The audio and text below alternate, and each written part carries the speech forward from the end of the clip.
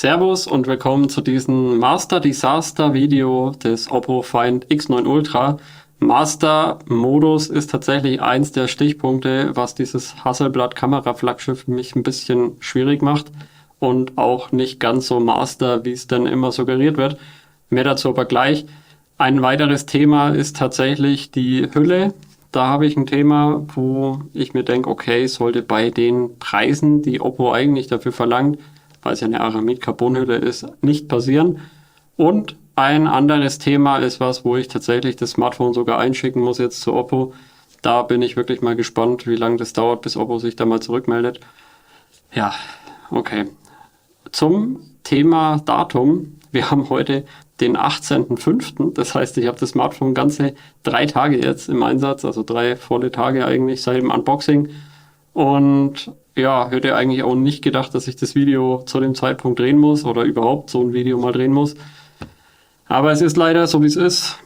Ich finde das Smartphone eigentlich super geil, aber ja, wie gesagt, die 3 Punkte vor allem, die machen halt irgendwie Probleme und ich erkläre euch auch gleich warum. Ja, wie immer kriegt ihr auch in diesem Video natürlich meine komplett freie eigene Meinung. Ich habe mir das Oppo Find X9 Ultra natürlich wie alle anderen Smartphones auch wieder selbst gekauft und kann mich da entsprechend auch frei äußern, bin da nicht an irgendwelche Regularien oder Verträge gebunden und auch das machen wir jetzt. Von daher würde ich sagen, los geht's.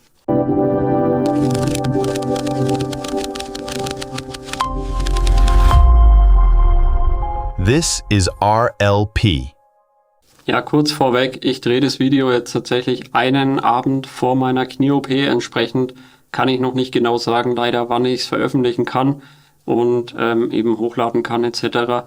Das heißt, das Ganze ist halt wahrscheinlich ein bisschen später und ich will auch tatsächlich vorab noch die Info von Oppo abwarten. Das will ich da auch noch mit reinpacken und entsprechend dann eben abwarten, was da kommt. Fangen wir mal an mit dem kleinsten Punkt der Punkte, und zwar betrifft es hier die Hülle.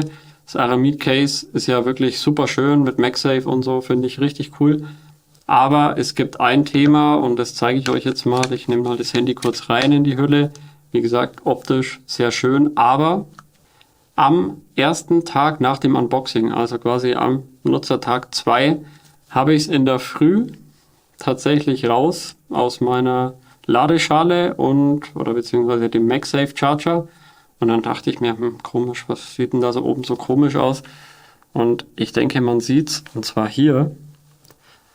Da löst sich tatsächlich dieser, ja, rutschfeste Lack, oder das ist ja eher so ein bisschen gummiartig, vom Aramid. Also ich hatte das tatsächlich schon mal bei billig China Aramid-Hüllen, da war das auch schon mal der Fall, trotz nicht runterfallen und so weiter. Also das hat sich dann halt irgendwann abgelöst. Aber bei so einer teuren Hülle sollte das nicht sein. Ja, die war jetzt gratis dabei bei der Vorbestelleraktion, aber wenn ihr euch die kauft, dann achtet auf jeden Fall drauf, dass da nichts ist und dass das halt auch nicht irgendwie mit der Zeit ohne Stöße runterfallen und so dann sich löst.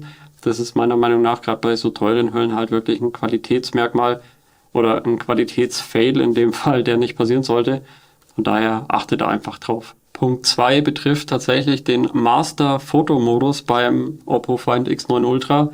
Und da war ich eigentlich am meisten gespannt drauf und am meisten bin ich, glaube ich, auch enttäuscht davon. Also jetzt nicht wegen den Einstellungen, die ihr machen könnt. Ihr habt da wirklich sehr viele Bildprofile. Das sieht super authentisch aus. Ich liebe ja die Farben, die Oppo mit Hasselblad zusammen dahin kreiert hat. Man kann ein eigenes Profil anlegen für den eigenen Geschmack. Also super cool, super spannend und man kann halt wirklich auch alles manuell einstellen. Das, was ich halt auch erwarte. Aber es gibt halt ein Thema und irgendwie habe ich da auch noch nichts gesehen und irgendwie, ich glaube, Pavel oder so hat es mal angesprochen in irgendeinem Post oder so. Aber ansonsten gab es bisher eigentlich keinerlei Info dazu. Und das finde ich ein bisschen schwach. Das betrifft nämlich die Max-Auflösungen. Es gibt ja JPEG, JPEG Max, RAW und RAW Max. Also Max oder Max ist für mich die höchstmögliche Auflösung, so rein vom Denken her. Jetzt habe ich auch gedacht, okay, gut, wir haben hier 200 Megapixel Kameras an Bord, ich glaube 50 Megapixel auch. Das schwankt halt so ein bisschen hin und her. Dann habe ich tagsüber da ein bisschen rumfotografiert und habe immer gesehen, ja okay, 49 Megapixel, 50 Megapixel bei der Dreifach, glaube ich, zehnfach wieder 49 oder so. Also es waren immer so um die 50 Megapixel. Egal ob RAW Max oder JPEG Max. So, dann habe ich mir gedacht, ja gut, passt, 50 Megapixel, völlig ausreichend. Hier meine Nikon Z9, die hat 45, 46 Megapixel. Das ist völlig ausreichend, finde ich cool. Ja, und in dem Zuge habe ich mir dann gedacht, Mensch, geil, da gehst du einfach mal abends raus und fotografierst mal den Mond mit der 10-fach, also 230 Millimeter, was ja echt schon nicht schlecht ist. Und eben in dem Master-Modus, wo halt nicht eben der Mond dann mit KI da irgendwie drüber gebastelt wird, sondern wo ich im RAW Max Modus, im Master Modus dann einfach das RAW Bild habe, so wie es halt quasi der Sensor aufnimmt. Natürlich tricksen da die Smartphones auch ein bisschen und verbessern das noch leicht, aber prinzipiell ist es halt eine geile Geschichte und ja, dann bin ich da abends raus, mache einfach mal ein Bild vom Mond und habe mir gedacht, Mensch, schaut gut aus, könnte ich ja mal stacken am PC, das heißt, ich mache halt mit einem Astro Tracker, den habe ich halt, der verfolgt dann quasi den Nachthimmel und es geht auch mit dem Mond relativ gut, wobei der natürlich eine Eigenrotation auch um die Erde hat, aber da habe ich mir gedacht, ja, das könnte gut funktionieren, das habe ich mit der Großen nämlich auch mal gemacht und habe dann 150, 200 Bilder genommen, habe die zusammen gestackt, das heißt, die werden überlagert, die Software schaut, okay, wo sind die Ränder vom Mond und macht quasi einzelne Bilder zu einem Riesenbild. Das hat halt den Vorteil, die Schärfe wird besser, der Kontrast wird besser. Das sieht halt einfach richtig, richtig geil danach aus und ist eben nicht KI oder AI generiert, sondern wirklich die Bilder, die man gemacht hat, einfach zusammengefasst mit ein paar unterbelichtet und ein paar überbelichteten Bildern. Und dann habt ihr halt mega geile Bilder, beziehungsweise ein geiles Bild in dem Sinne, wo halt dann richtig gestochen scharf aussieht und halt bombastisch und nicht mehr wie von einem Handy gemacht. Dann bin ich an meinem PC und habe mir gedacht, Mensch, das eine RAW-Bild, das schaust du jetzt mal erstmal an, ob das dafür brauchbar ist, gehe in Lightroom rein und denke mir so, 12 Megapixel, warum 12 Megapixel? Ich habe doch RAW Max eingestellt, bin nochmal ins Handy rein, habe mir das angeguckt und dachte mir so, was zur Hölle? Habe nochmal ein Bild gemacht, war schon der nächste Tag, tagsüber, 50 Megapixel. Und mir gedacht, okay, merkwürdig. Dann an dem Abend, wo ich mit Lightroom das angeschaut habe ich mir gedacht, so, jetzt gehst du mal kurz raus, das war eben gestern, und machst dann nochmal ein Bild. So, dann ist mir wieder aufgefallen, 12 Megapixel. Ich habe dann gleich nachgeguckt. RAW Max war eingestellt, dann habe ich JPEG Max probiert. Ja, auch wieder 12 Megapixel. Ein normales JPEG eingestellt im Master-Modus, 12 Megapixel. Normales RAW auch. Dann habe ich mir gedacht, okay, ja, anscheinend nimmt die Software für dieses Max nicht die Maximalauflösung, was ja eh schon klar war, weil sonst wären da manchmal eben 200 Megapixel drin, sondern das maximal Mögliche, um das Bild noch gut dastehen zu lassen, um die Filter vielleicht anzuwenden und halt vernünftig nachzujustieren, dass es halt nicht komplett verrauscht, weil es halt nachtmäßig dunkel ist oder in der Dämmerung etc. So, dann habe ich mir gedacht, okay, wie zeige ich euch das? Und ich habe da auch schon eine Idee gehabt und das hat auch funktioniert. Das zeige ich euch nämlich jetzt mal kurz. Ich werde jetzt mal kurz hier ein Stativ aufbauen am Tisch. Die Beleuchtung ist jetzt bei 80%, die gehe ich dann mal runter auf 5% und da sackt er dann ab. Nur damit ihr es mal gesehen habt. Ist übrigens bei allen Brennweiten bei 0,6, bei einfach, bei dreifach und eben auch bei 10-fach. Völlig egal, durch die Bank, alles gleich. Also, ich zeige es euch mal. So schaut jetzt der Versuchsaufbau aus. Ich habe es jetzt mal auf dem Stativ und hier seht ihr eben RAW Max eingestellt im Master-Modus. Ich habe ansonsten nichts geändert. Das ist eben die maximale Auflösung, die halt der Master-Modus liefert. Falls der Ton ein bisschen komisch erscheint, ich bin jetzt halt links neben dem Richtmikrofon, also verzeiht es mir in dem Fall für den kurzen Test. So, ich mache jetzt mal ein Foto mit dem RAW Max Profil bei 80% Beleuchtung von meinem Strahler im Hintergrund. So schaut das Ganze aus, das passt soweit. Das wische ich hier hoch und wir sehen 49 Megapixel, Auflösung 8160 x 6120. Das Bild hat 68 MB und ist ein Adobe DNG. So, passt soweit. Finde ich super, hat auch extrem viel Speicher verbraten, was aber auch in Ordnung ist für ein RAW-Bild. Dann gehe ich jetzt mal kurz an den Strahler und stelle mal nur 10% ein. So, ihr seht schon, der Hintergrund ist sehr dunkel geworden. Ich habe meine Kamera fix eingestellt mit allen Parametern. Entsprechend sind wir hier bei der Helligkeit jetzt sehr im dunklen Bereich, aber das hier seht ihr noch. Und darauf kommt es an. So, immer noch RAW Max unverändert im Master-Modus und wir machen nochmal ein Bild. Ist das gleiche Bild mit jetzt eben nur 10% Beleuchtung von meinem Studiostrahler. So, jetzt gucken wir hier mal rein. Und was haben wir? 12 Megapixel im RAW Max Modus. Warum? 4080 mal 3064, 21 MB und natürlich auch Adobe DNG. So, wenn ich jetzt aufs alte zurückgehe, dann seht ihr es hier 4912. Also, ja. Ja, Leute, und das ist halt genau der Punkt, den ich meine. Das ist für mich halt kein Master-Modus, sondern ein, ja, liefer mir bei den manuellen Settings die beste mögliche Bildleistung.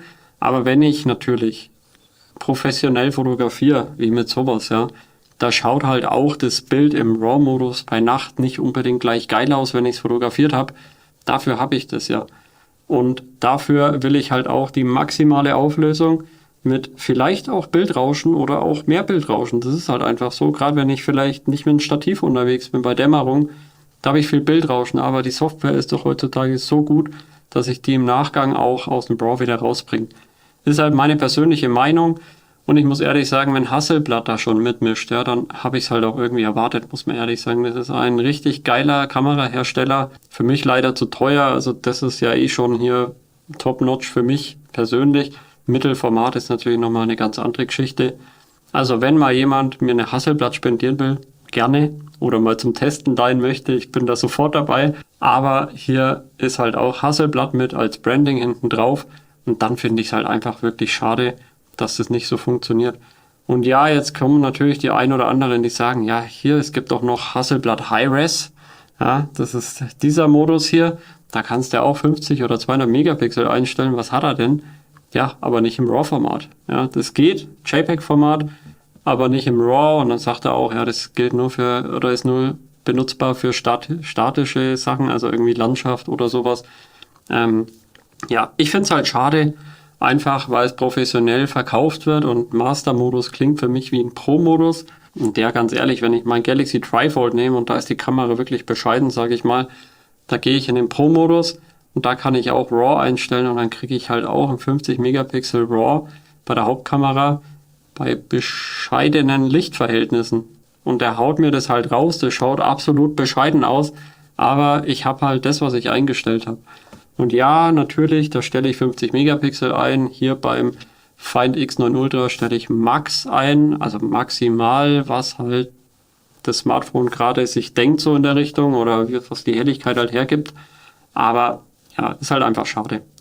Und ja, könnte auf jeden Fall durch ein Update, finde ich, noch behoben werden. Ich würde es cool finden, wenn sie im Master-Modus zumindest noch eine Option reinbringen mit RAW 50 Megapixel fix und lieber dann wirklich schlechtere Bildqualität. Und ja, ich fotografiere prinzipiell beim Smartphone auch nicht immer in RAW, weil da müsste ich ja jedes Bild irgendwie bearbeiten und das ist ja auch nervig.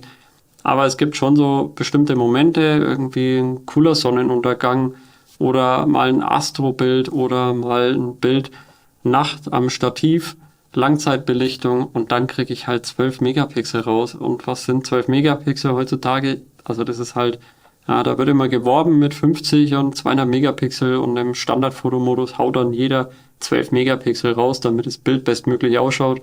Wenn du da mehr einstellst, dann kommen schon irgendwelche Hinweise oft, oh, Bildqualität ist nicht mehr so gut oder nicht so gut bei schnellen Bewegungen. Also das ist halt auch immer, finde ich, sehr schade. Ja, natürlich Pixelbinning etc. ist mir alles bewusst. Aber wie gesagt, um es zum Abschluss zu bringen, Master-Modus für mich leider dadurch nicht ganz so Master, wie ich es irgendwie durch den Hype erwartet habe. Ja, und ein absolut gar nicht Master-Modus-mäßiges Thema ist bei mir persönlich, das betrifft jetzt wahrscheinlich fast keinen, aber die Dreifach-Telelinse. Ich war dann nämlich neulich draußen und habe das Smartphone quasi für meine Verhältnisse verkehrt rum in der Hosentasche gehabt. Da war die Kamera so am Fuß dran und habe dann das Display nach außen quasi in der Hosentasche gehabt. Habe es rausziehen wollen und wollte mal ein Bild machen und bin auf die Dreifach gewechselt und habe mir gedacht, Gott, wie sieht das denn aus? Ich blende es euch mal ein. Ich habe dann einfach nur mal schnell ein Foto gemacht, damit ich halt das irgendwie zeigen kann. Das ist jetzt nichts Besonderes, einfach so die Landschaft rein fotografiert. Dann drehe ich das Smartphone um und denke mir so, was zur Hölle ist mit der Dreifach los? Und dann kam halt eben das hier. Also absolut brachial, finde ich. Ich hatte das schon mal mit Feuchtigkeit in der Kamera. Und zwar habe ich meinem Vater damals ein Xiaomi 14 besorgt, weil das halt ein wenig kompakter ist und er mag halt eher kompakte kleine Smartphones mit guten Kameras. Ja, und dann hat er auch fotografiert und hat mir irgendwann geschrieben, also irgendwie schauen manche Bilder so milchig aus. Und dann habe ich mir das mal angeguckt und dann haben wir eben gesehen, okay, da ist Feuchtigkeit halt in der Optik. Und das ist halt, also das geht halt gar nicht. Also ich weiß auch nicht. Ich werde jetzt mal gucken, was man da noch so machen kann und werde euch auf jeden Fall da ein Update-Video dazu machen. Das wird dann nur sehr kurz, weil das halt irgendwann nach meiner Knie-OP sein wird. Aber ich habe jetzt mal ein Ticket vorhin noch bei Oppo aufgemacht und schau mal, wann sich die zurückmelden. Es darf halt einfach nicht passieren. Ja, und das ist halt so ein bisschen das, was meine Euphorie irgendwie so getrübt hat, muss ich ehrlich sagen. Ich finde es halt wirklich schade.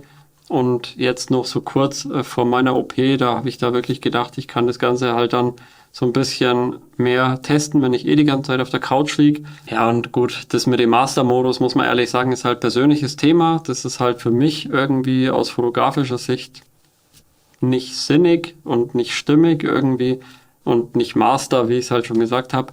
Finde ich halt schade. Das mit der Hülle, ja, das kann mal sein, das ist halt so ein Qualitätsding.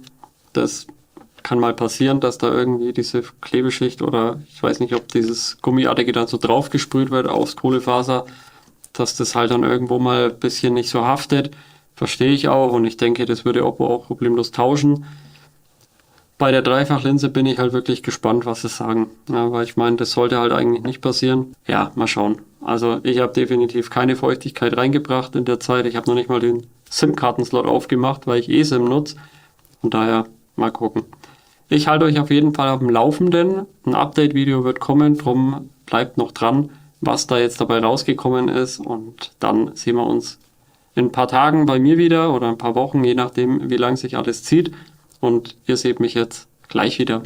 Ja, Freunde, ein ganz kleines Update, was das Oppo Find X9 Ultra betrifft und eben diese Kamerathematik. Wie gesagt, es hat sich leider nicht gebessert. Ich habe es immer mal wieder in der Hosentasche gehabt, rausgezogen und dieses angelaufene Dreifach-Tele war dann wieder da. Ja, sehr schade. Ich habe tatsächlich in der Zeit, wo Oppo sich nicht gemeldet hat, auch den SIM-Card-Slot mal rausgehabt, habe es in Silika-Gel eingelegt, also diese Kügelchen halt, natürlich kein Gel, also nichts Flüssiges und habe das dann auch teilweise draußen vorsichtig, wo es ein bisschen sonniger war, mal in die Sonne gelegt, in der Hoffnung, dass es vielleicht irgendwie raus verdampft, aber es war leider nicht der Fall. Ich habe tatsächlich heute, wir haben den 6. Juni, also ist es wirklich fast 3 Wochen jetzt her, wo ich den Oppo Support da angeschrieben hatte, habe ich endlich eine Mail bekommen und was stand drin? Genau genommen nichts. Also es war einfach nur ein Retour-Label für UPS nach Holland und das war's. Also ich wollte ja eigentlich auch wissen, ob man noch was machen kann, ob ich es tauschen kann, wie auch immer. Ja, also etwas frustrierend, muss ich sagen, nach knapp 3 Wochen. Also ich hätte mir da irgendwie, gerade wenn ich bei Oppo direkt bestelle, sorry, hätte ich mir irgendwie ein bisschen mehr erwartet. Das Ding kam auch von einer chinesischen E-Mail, also direkt von Oppo, irgendwo aus China wahrscheinlich.